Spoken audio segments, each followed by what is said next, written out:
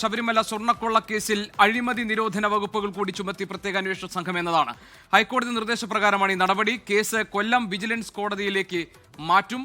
അതേസമയം ചോദ്യം ചെയ്യലിന് ഹാജരാകാൻ തിരുവിതാംകൂർ മുൻ Devaswom board president A Padmakumar പ്രത്യേക അന്വേഷണ സംഘത്തോട് സാവകാശം തേടി എന്ന വിവരം വരുന്നു. ദേവസ്വം മന്ത്രിയുടെ രാജി ആവശ്യപ്പെട്ടുള്ള കോൺഗ്രസിന്റെ സെക്രട്ടേറിയറ്റ് മാർച്ച് അല്പസമയത്തിനകം നടക്കും. എ വി ജയശങ്കർ പത്തനംതിട്ടയിൽ നിന്ന് അഴിമതി നിരോധന വകുപ്പ് പ്രകാരം കേസെടുത്തതിന്റെ വിശദാംശങ്ങൾ നൽകാൻ നമ്മളോടൊപ്പം ഉണ്ട്. ദേവസ്വം ബോർഡ് മുൻ പ്രസിഡന്റ് എ പത്മകുമാറിനെ ചോദ്യം ചെയ്യുന്നതുമായി ബന്ധപ്പെട്ട കാര്യങ്ങളിൽ എന്താണ് പുതിയ നീക്കം എന്നതിന്റെ വിശദാംശങ്ങളുമായി മനീഷ് മഹിപാൽ തിരുവനന്തപുരത്ത് നിന്ന് നമ്മളോടൊപ്പം ചേരുന്നു. മനീഷിലേക്ക് ആദ്യം. മനീഷ്, എൻ വാസുവിന്റെ അറസ്റ്റ് നടന്നതിന് തൊട്ടു പിന്നാലെ തന്നെ മുൻ ദേവസ്വം ബോർഡ് പ്രസിഡന്റ് എ പത്മകുമാറിലേക്ക് അന്വേഷണ സംഘം എത്തുന്നു എന്ന സൂചന വന്നിരുന്നു. അദ്ദേഹത്തോട് നേരിട്ട് ഹാജരാകാൻ നോട്ടീസ് നൽകിയിട്ടുണ്ട്. അല്ലാത്ത പക്ഷം അദ്ദേഹത്തെ കസ്റ്റഡിയിൽ എടുക്കാനുള്ള ആലോചന പ്രത്യേക അന്വേഷണ സംഘം നടത്തുന്നുണ്ട് എന്നൊക്കെയുള്ള സൂചനകൾ വന്നിരുന്നു. ഈ കാര്യത്തിൽ ഹാജരാകാൻ സാവകാശം തേടിയിരിക്കുന്നു പത്മകുമാർ എന്ന വിവരങ്ങൾ വരുന്നുണ്ട്. അത് ശരിയാണോ? എന്തൊക്കെയാണ് നമുക്ക് ലഭിക്കുന്ന സൂചനകളും വിവരങ്ങളും? ജി.കെ, ഏറ്റവും പ്രധാനപ്പെട്ട കാര്യം, ഈ കേസിൽ അതിന്റെ ഏറ്റവും നിർണായകമായ ഘട്ടത്തിലാണ്. നിലവിൽ എൻ വാസുവിന്റെ അറസ്റ്റും അദ്ദേഹത്തിന്റെ റിമാൻഡോടുകൂടി തന്നെ അന്വേഷണം മറ്റൊരു ഘട്ടത്തിൽ, അതായത് പല ഉന്നതരായിട്ടുള്ള ആളുകളുടെയും അറസ്റ്റിലേക്ക് കൂടി കടക്കാൻ പോകുന്നു എന്നുള്ള സൂചനയാണ് എൻ വാസുവിന്റെ ഇന്നലത്തെ അറസ്റ്റ് കൃത്യമായി വ്യക്തമാക്കുന്നത്.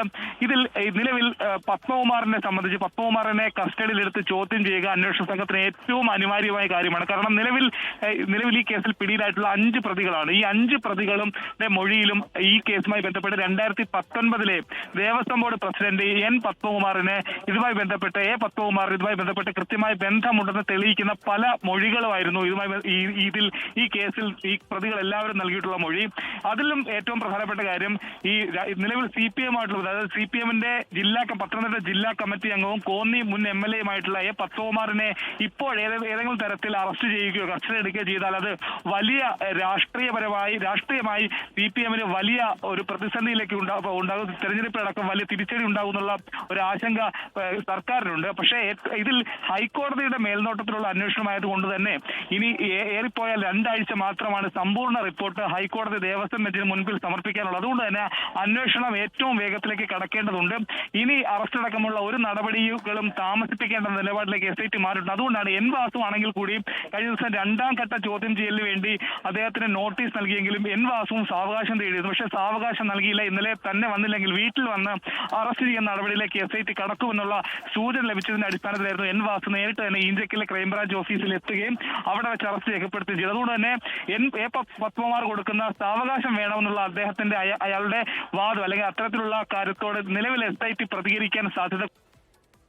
ശരി, മനീഷ് മഹിപാൽ നൽകുന്ന വിവരങ്ങൾ അനുസരിച്ച്, റിപ്പോർട്ട് ചെയ്യുന്നതനുസരിച്ച് എ പത്മകുമാർ അദ്ദേഹം കൂടുതൽ സമയം ആവശ്യപ്പെട്ടിട്ടുണ്ടെങ്കിൽ കൂടി, അല്ലെങ്കിൽ സാവകാശം ആവശ്യപ്പെട്ടിട്ടുണ്ടെങ്കിൽ കൂടി അത് അനുവദിക്കാനുള്ള സാധ്യത കുറവാണ്. എൻ വാസുവും സമാനമായ രീതിയിൽ സാവകാശം ആവശ്യപ്പെട്ടിരുന്നു. പക്ഷേ പ്രത്യേക അന്വേഷണ സംഘം അദ്ദേഹത്തിന് സാവകാശം നൽകിയില്ല.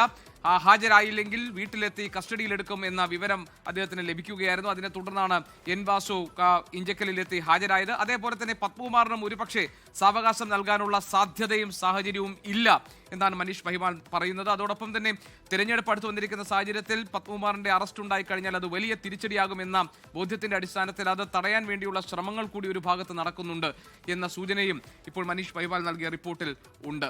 ലോകത്തെവിടെയായാലും ഏത് സമയത്തും 24 വാർത്തകളും ഓഗ്മെന്റഡ് റിയാലിറ്റി പാക്കേജുകളും എക്സ്പ്ലെയിനറുകളും വിശദമായി കാണാൻ ഞങ്ങളുടെ YouTube ചാനൽ നിങ്ങൾക്ക് സബ്സ്ക്രൈബ് ചെയ്യാം.